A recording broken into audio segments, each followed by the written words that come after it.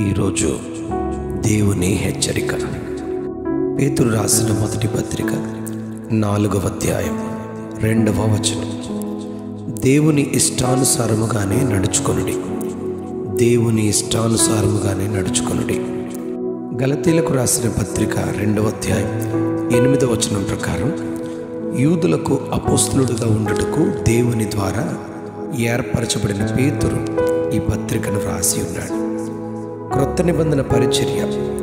క్రీస్తు ప్రభు సిలువలో మరణించి సమాధి నుండి 3వ దినమున లేచిన తరువాత ఎంతో గొప్ప పరిచర్యను అపోస్తలుడైన పౌలు జరిగించినట్లు అపోస్తలుల కార్యాల గ్రంథంలో, అలాగే అపోస్తలుడైన పేతురు గొప్ప పరిచర్యను జరిగించినట్లు అపోస్తలుల కార్యంలో మనం చదువుతాం.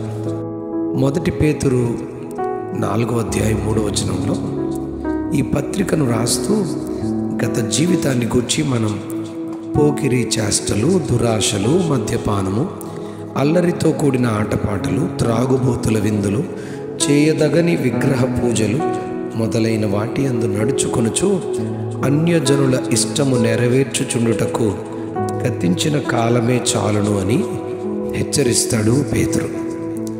అపోస్తలుడైన పౌలు కూడా రోమీలకు రాసిన పత్రిక 12వ అధ్యాయం 2వ వచనంలో మీరు ఈ లోక మర్యాదను అనుసరింపక ఉత్తమమును అనుకూలమును సంపూర్ణమునై ఉన్న దేవుని చిత్తమేదో పరీక్షించి తెలుసుకున్నట్లు మీ మనస్సు మారి నూతన మొగుట వలన రూపాంతరం పొందండి అని హెచ్చరిస్తాడు. అన్యజనుల ఇష్టము నెరవేర్చేవారు దేవుని చిత్తాన్ని అనుసరించి నడవలేరు. ఎఫెసీ పత్రిక 5వ అధ్యాయం 7వ వచనంలో మీరు అట్టివారితో పాలివారై ఉండకుడి అని అంటాడు. కీర్తన 1వ అధ్యాయంలో ఇలాగున వ్రాయబడింది: దుష్టుల ఆలోచన చొప్పున నడువక, పాపుల మార్గమున నిలువక, అపహాసకులు కూర్చుండు చోటను కూర్చుండక అని హెచ్చరిస్తాడు. కీర్తనకారుడు దావీదు ఇలా ప్రార్థిస్తాడు.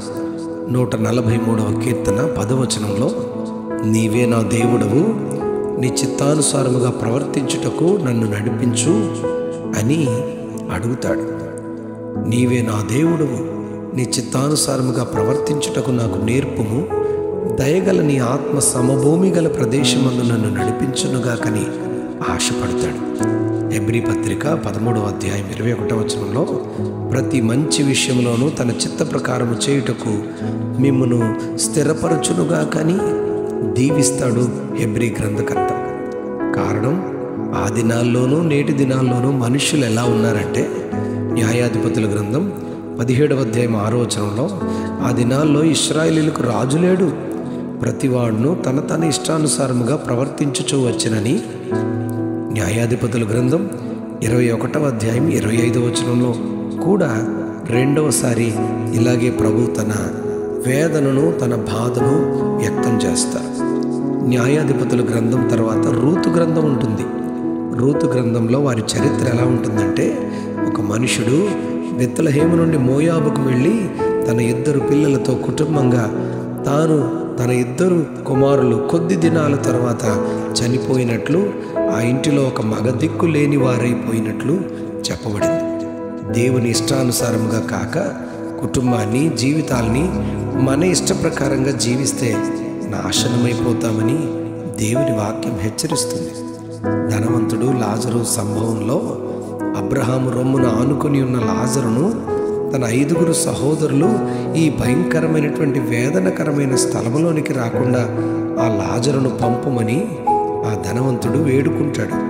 దేవుడు ధనవంతుని స్థితి వేదనకరముగా ఎందుకుందో తెలియజేస్తూ లూకా సువార్త 16వ అధ్యాయం 25వ వచనంలో కుమారుడా, నీవు నీ జీవిత కాలమందు నీకిష్టమైనట్టు సుఖము అనుభవించితివి, లాజరు కష్టము అనుభవించినని తెలుసుకొనుమని జ్ఞాపకం చేసుకోమని చెబుతాడు. లోకానుసారంగా, అన్యజనుల ఇష్టానుసారంగా జీవించడం ఎంతో సులభం, కానీ దాని అంతం వేదనకరముగా ఉంటుంది అని వాక్యం బోధిస్తుంది. కానీ దేవుని ఇష్టానుసారంగా నడుచుకోవడం కష్టమే. లాజరు కురుపులతో నిండి ధనవంతుని ఇంటి వాకిట పడి ఉన్న రొట్టె ముక్కలతో ఆకలి తీర్చుకొనగోరెడని రాయబడింది. ఎంత కష్టమండి!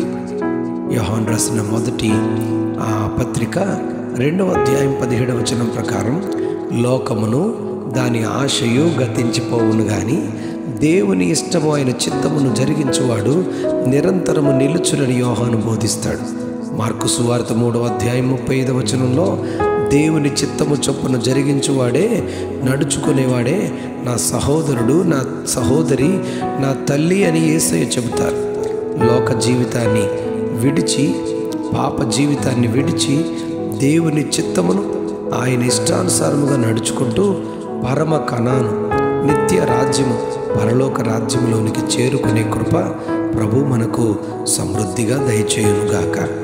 Amen, amen, amen. దేవుని ఇష్టానుసారముగానే నడుచుకొనుడి, దేవుని ఇష్టానుసారముగానే నడుచుకొనుడి.